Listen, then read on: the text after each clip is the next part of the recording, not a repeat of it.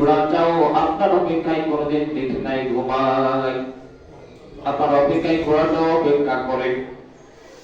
সম্মানিত মুয়াজ্জিন ইকরাম, সম্মানিত হাজিরিন, সেই সময় বিশ্ব নবী সাল্লাল্লাহু আলাইহি ওয়াসাল্লাম বলেন, আবু বকর তুমি জেনে রাখো, তোমার যে সফর আমার কাছ থেকে, আমার সঙ্গে আজ থেকে শুরু হলো, এই সফর মদিনায় গিয়ে শেষ হবে না। এই সফর একমাত্র আল্লাহর সাথে জান্নাতে যে তারপর শেষ হবে। সুবহানাল্লাহ। তোমার সঙ্গে আমার সফর আজকে শুরু হলো, এটা মদিনায় যে শেষ হবে না, এটা জান্নাত পর্যন্ত পৌঁছে যাবে। সুবহানাল্লাহ। জান্নাতে আল্লাহর রাসূলের বাড়ি এবং আবু বকর রাদিয়াল্লাহু আনহুর বাড়ি পাশাপাশি হবে। সুবহানাল্লাহ। পাশাপাশি সবচেয়ে নিকটবর্তী বাড়িতে হবে আবু বকরের। এবং এই যে দুনিয়ার জমিনে ঘুমাইছেন আল্লাহর রাসূল, তার পাশে ঘুমায় আছে কে? আবু বকর রাদিয়াল্লাহু। সুবহানাল্লাহ। সম্মানিত হাজিরিন, সঙ্গীদেরকে নিয়ে রাতের গভীরে বিশ্বনবী সাল্লাল্লাহু আলাইহি ওয়াসাল্লাম মদিনার পথে রওনা হলেন। ইতিমধ্যে কাফেররা জেনে গেছে যে মুহাম্মদ মদিনায় হিজরতে যায়। পিছু নিল আবু বকর রাদিয়াল্লাহু আনহু তাআলা এবং বিশ্বনবী সাল্লাল্লাহু আলাইহি ওয়াসাল্লাম তাদেরকে লক্ষ্য করে তাদেরকে আড়াল করার জন্য একটা গুহায় তিনারা অবস্থান করলেন। জানেন না এই ঘটনা? একটা গুহায় কি ছিল? যাই দেখে যে গুহার ভিতরে বিশ্বনবী সাল্লাল্লাহু আলাইহি ওয়াসাল্লাম ক্লান্ত হয়ে গেছেন। এই যে পাহাড়ি পথ, মরুভূমির পথ, যারা মক্কায় গিয়েছেন, মদিনায় গিয়েছেন, তারা দেখেছেন যে এই পথ অতিক্রম করা কতটা কষ্টকর। অথচ এই পথে গিয়ে ওই গুহার মধ্যে যখন দুজন ঢুকছে, আবু বকর রাদিয়াল্লাহু তাআলা দেখে যে চারিদিকে ছিদ্র, বোঝা যাচ্ছে যে এখানে কোনো সাপ থাকতে পারে বা বিষাক্ত কোনো প্রাণী থাকতে পারে এবং সে বিশ্বনবী সাল্লাল্লাহু আলাইহি ওয়াসাল্লামকে দংশন করতে পারে। সুবহানাল্লাহ। সম্মানিত হাজিরিন, এদিকে কাফেররা পিছু নিতে ঠিক ওই গুহার সামনে এসে হাজির হয়ে গেছে। আল্লাহু আলামিন ডাক দিয়ে বলেন, ও বাদশা, আমার বিশ্বনবী গুহার ভিতরে দ্রুত একটা তোমার জাল বুনে দাও, বাসা বুনে দাও।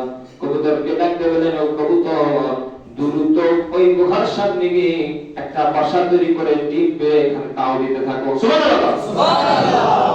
কাফেররা আসছে, মজার ঘটনা হলো এখানে কাফেররা আসছে, এসে দেখে গুহার মুখে বর্ষা বাসা বেঁধে রয়েছে এবং একটা কবুতর ওখানে ডিম পেড়ে তা দিতেছে। এক কাফের ডাকতে বলতেছে, এই গুহার ভিতরে যাইতে পারে মুহাম্মদ, আরজনকে তুই কি ফাল বলেছিস? এর ভিতরে মানুষ গেলে কি বাসা করে থাকে নাকি? সুবহানাল্লাহ। সুবহানাল্লাহ। চল আমরা অন্যদিকে যাই। সুবহানাল্লাহ। বিহামদিহি।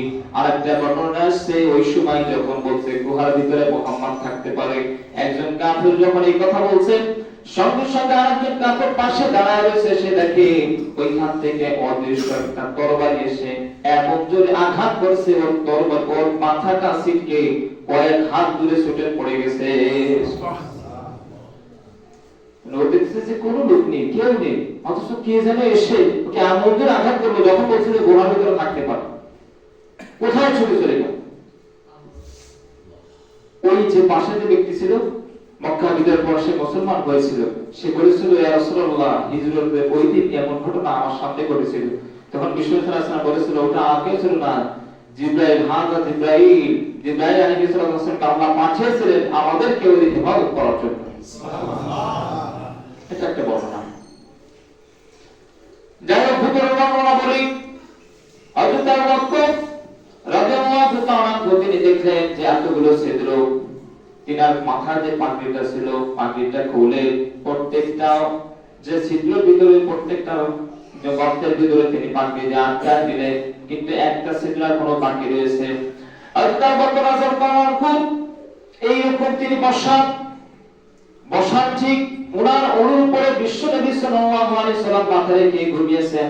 যখন মাথা রেখেছেন, সঙ্গে সঙ্গে ঘুম এসে গেছে। যেহেতু তারা ক্লান্ত, হযরত আবু বকর তিনি লক্ষ্য করলেন সমস্ত ছিদ্রগুলো যদিও বন্ধ হয়ে গেছে, কিন্তু একটা ছিদ্র এখনো বন্ধ হয় নাই।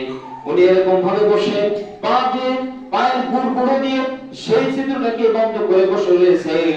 এইখানে দীর্ঘদিনের একটা বর্ণনা আসছে, প্রায় 450 বছর আগের একটা সাপ, সে ওই ঈসাই সময় শুনেছিল এই সময় একটা বিশ্বনবী সাল্লাল্লাহু আলাইহি ওয়াসাল্লাম জনাব মুহাম্মদ রাসূলুল্লাহর আগমন হবে। তার কওমে নির্যাতনে সহ্য করতে না পেরে এই রাস্তায় মদিনায় হিজরত করবে এবং এই গুহায় সে অবতরণ করবে। সুবহানাল্লাহ। সেই দিন থেকে সেই সাতটা গুহার ভিতরে অবস্থান করতেছে। কোন দিন আসে? মুহাম্মদ সাল্লাল্লাহু আলাইহি ওয়াসাল্লাম কোন দিন এই পথ দিয়ে যাবে, তার দর্শনের কারণে তাকে একটা নজর দেখার জন্য সাতটা 450 বছর ধরে অপেক্ষা করতেছে। আর অন্যান্য বর্ণনায় থাকতে পারে। যাই হোক, সম্মানিত হাজিরিন, সাতটা যখন দেখলো প্রত্যেকটা ছিদ্র বন্ধ হয়ে গেছে, একটা ছিদ্র মাত্র খোলা রয়েছে, তাও আবার পায়ের বুড়বুড়োতে আটকানো। সাতটা নিরুপায় হয়ে হযরত আবু বকর রাদিয়াল্লাহু তাআলা ঘোর পায়ের ওখানে আঘাত করলেন। সঙ্গে সঙ্গে বিশ্ব যন্ত্রণায় উনি পাটা সরাই দিলেন, সাতটা বের হয়েছে।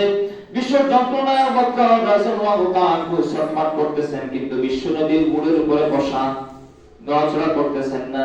আবু বকর রাদিয়াল্লাহু তাআলা বলেন যে আমার এমন অবস্থা হচ্ছিল, কিন্তু আমি দেখলাম বিশ্বনবী আমার মুড়ের উপরে শোয়া, আমি যদি নড়াচড়া করি বিশ্বনবীর ঘুম নষ্ট হয়ে যাবে।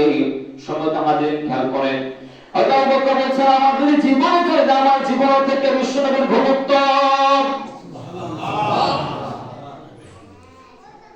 এরকম চিন্তা করার হযরত আবু বকর রাদিয়াল্লাহু তাআলা ভীষণ যন্ত্রণার কাতর হয়ে দুটা চোখের পানি যখন বিশ্বনবী সাল্লাল্লাহু আলাইহি ওয়াসাল্লামের চেহারা মোবারক উপর পড়ছে, কথা বুঝতেছেন? চোখের পানির পড়ার কারণে বিশ্বনবী জেগে গেছেন। জেগে উনি উঠে দেখেন এক পাশে আবু বকর রাদিয়াল্লাহু তাআলা বিশ্ব যন্ত্রণায় কাতরাচ্ছে, আর পাশে সাপ দাঁড়ায়া রয়েছে। সুবহানাল্লাহ। বিশ্বনবী সাল্লাল্লাহু আলাইহি ওয়াসাল্লামের বুঝতে বাকি রইল না, সাপ থেকে দংশন করছে। আল্লাহর নবী বিশ্ব নবী মুহাম্মদুর রাসূলুল্লাহ সাল্লাল্লাহু আলাইহি ওয়াসাল্লাম নিজের একটা থুতু মোবারক নিয়ে আবু বকরের ওই দংশিত জায়গায় লাগায় দিলেন। সঙ্গে সঙ্গে বিষক্রিয়া সঙ্গে সঙ্গে ভালো হয়ে গেল। সুবহানাল্লাহ, সুবহানাল্লাহ, আলহামদুলিল্লাহ। তারপর পৃথিবী যত বিজ্ঞান রয়েছে সব থেকে বড় বিজ্ঞানী মুহাম্মদ রাসূলুল্লাহ সাল্লাল্লাহু আলাইহি ওয়াসাল্লাম। ঠিক কিনা? বিজ্ঞানীদের বিজ্ঞানী আমগো নবীজি, ঠিক কিনা? বিজ্ঞানীদের বিজ্ঞানী হলো বিশ্বনবী মুহাম্মদ রাসূলুল্লাহ সাল্লাল্লাহু আলাইহি ওয়াসাল্লাম। বিজ্ঞানীদের বিজ্ঞানী আমগো নবীজি। সুবহানাল্লাহ। বর্তমানের বিজ্ঞানীরা চাঁদের দেশে যায়, রকেট বিমান নিয়ে তারা চাঁদের দেশে যায়, অথচ আমার নবী তোমার নবী রকেট ছাড়া উড়ান নিয়ে আরশে মুআল্লায়। সুবহানাল্লাহ, আল্লাহু আকবার। বর্তমানের বিজ্ঞানীরা এত কিছু নিয়ে চাঁদ পর্যন্ত যায়, আর আমাদের বিশ্বনবী বোরাক নিয়ে কোন পর্যন্ত যায়? আরশে মুআল্লায়। আবু বকরকে সেদিন কিন্তু সাপে দংশন করিল, বিশ্বনবীর থুতু গায়া ভালো হয়ে গেল। সুবহানাল্লাহ। ওই গুহাতে সেদিন কি ভাই পূজা পাইতা ছিল নি, বিশ্বনবী হইল সবার সেরা বিজ্ঞানী। সুবহানাল্লাহ। সবাই হাজির, আর কথা জিজ্ঞাসা করবো না, যেহেতু বিদ্যুৎ চলে গেছে, কষ্ট হচ্ছে। আপনারা যা শুনলাম আমাদের প্রত্যেকের আমল করার তৌফিক দান করুন। যাই হোক, আপনারা জানেন গত সময়